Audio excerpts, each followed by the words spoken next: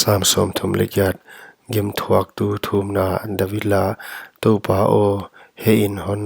tai ken la thangpa in hon soi sam ken na thalte kasa atala na khut katung atu buk nga la kalung hi lo na ziakin kasa damlai him a om ke ya kathulim lo na ziakin kagu te damlai a om ke hi kathulim lo na ten kalu atu mang puak gik tak kapuak zo wa lo a hi kahai na ziakin kaliam na te uin anam se zo ta hi kachi ana kakun ngiung yaw nitumin lungkham in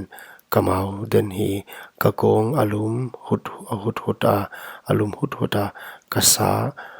leng damlai a om ke hi kaba kasidup ke kuya kalung tang noplo na ziakin kan thum hi thi topa o kadei lam ting na thei kathum na te nang pan sel a hi ke hi kalung phu ki sa in hat na kani ki kamit wang na in hon pai mang santa hi hon i te le kalom te kanat na laka aki hui khia wa kasang gam te leng gam le pia ading ui kahin na hi mang tu ma zong ten ahon mat na ding un thang akamwa kasia na ding zong ten leng thu hoi lo tak te again na ko hi nitumin hiem na thu te angai thwa u hi himale ke tu na nangong bang in zaloin ka oma pau the lo mi kam kangi lo bang in ka om hi ai mi pau zalo akama ta hil na pot nge lo bang in ka om hi topa nang ma ka hun lamen ngal topa ka pathiano nang na hun dong hi huchilo in zo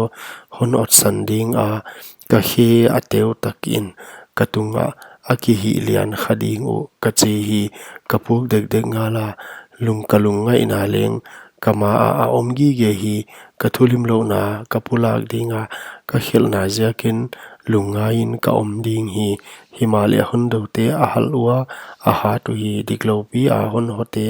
kilom lo pi in apungwa thil hoi thil gilo thuk te thil hoi kadei ziakin hondo te ahi uhi topa o hoi hon paisan ken la kapathiano hon gamlat mama ken topa ka hon dampa o hon pan pi ding in kin meng in